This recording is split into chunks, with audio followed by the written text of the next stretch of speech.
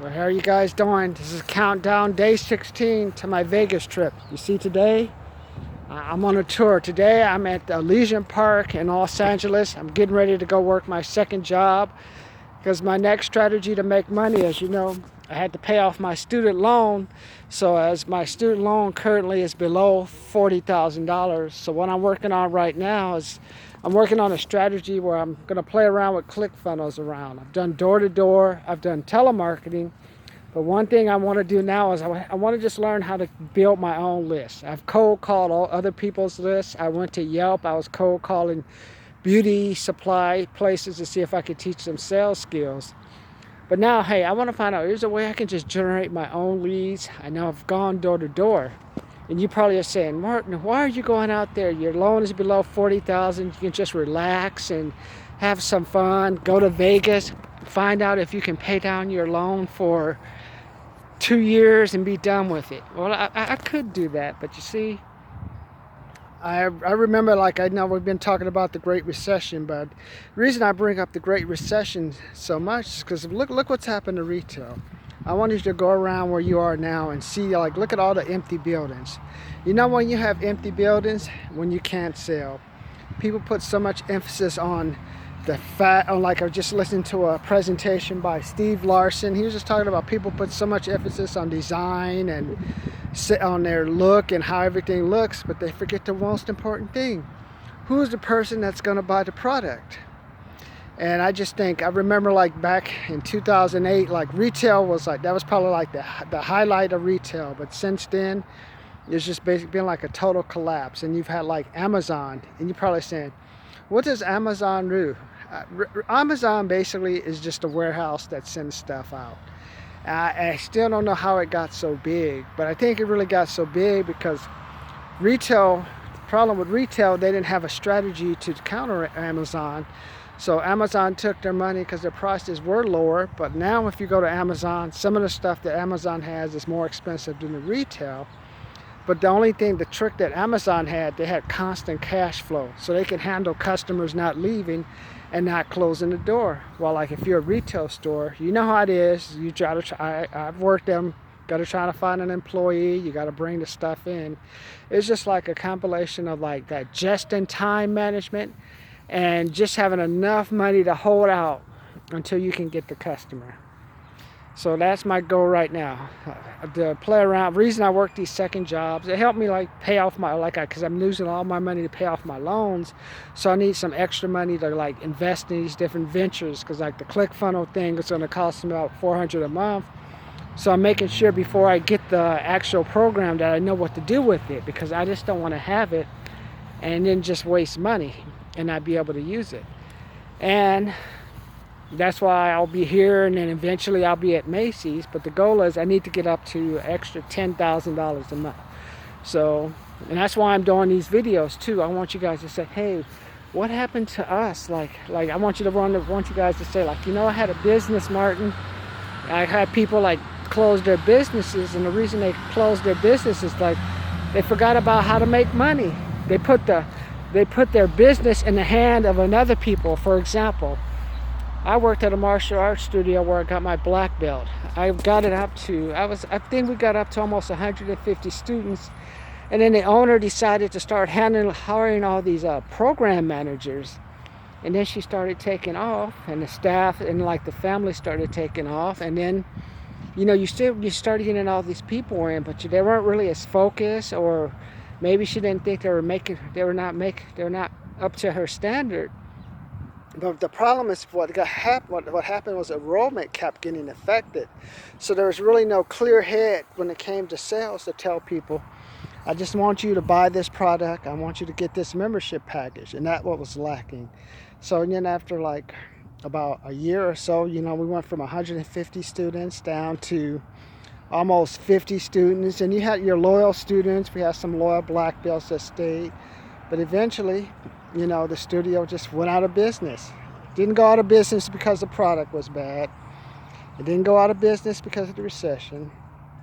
It just went out of business because no one knew how to close. So that's why I want you guys to take a look at this Well, that's why I give you these tips, especially for you dentists who are these dentist businesses.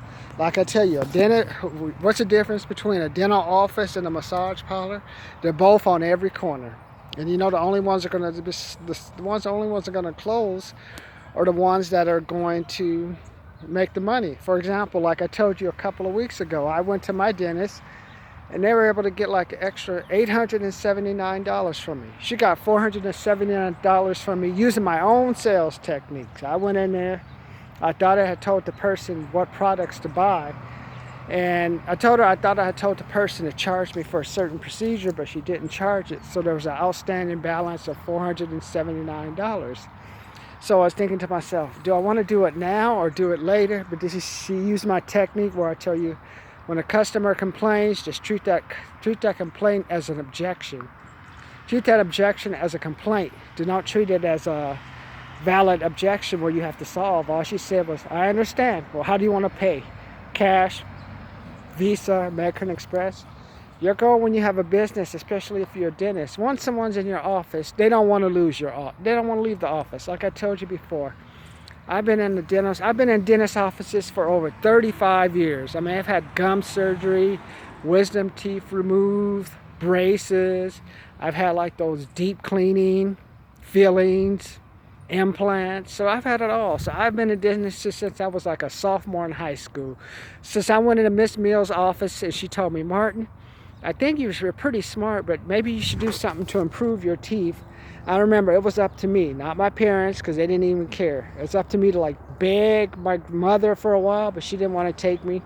So then I ended up begging my grandfather to take me to my first dental appointment. And since then, I'm in dentist offices from San Francisco to Beverly Hills to Torrance to Hawthorne. So when I go into a dentist office, I can just look at the office and I can say, well, okay, I can see if there's tension between the staff. I can see, is the office clean? I look at your equipment. I can say, are you trying to use, I like going into dental offices and seeing how to use this technology. And I know it seems like I'm going on a rant, but I'm trying to make a point here. I see all this technology, but I don't see any closing. I don't see them calling back their past lists. I don't see them dealing with the objections of their customers. I just see them like using technology to try to make me close myself. Like if I've come into a dentist office, I must be in pain and there must be something going on with me. I need you to say, Martin, you're going to do this now or do it later. Why don't you do it now? We can get it on. And you go on to focus on more important things instead of worrying about trying to shop around for a cheap dentist, because you know what'll happen. This procedure will get worse and you will have a problem. And just say, okay. Because when a person comes into your office, this is not like buying a car. The person wants their problem solved. So the only reason you can't get that problem solved is if you fuck it up for them. So that's why I'm working on my own ClickFunnels, and like I'm still going out and selling myself, because only way to make money with this economy now is you gotta have like that cash flow coming in. Much as I think Trump has maybe helped the economy, one thing I think Trump has done, he's just helped delay the robot apocalypse.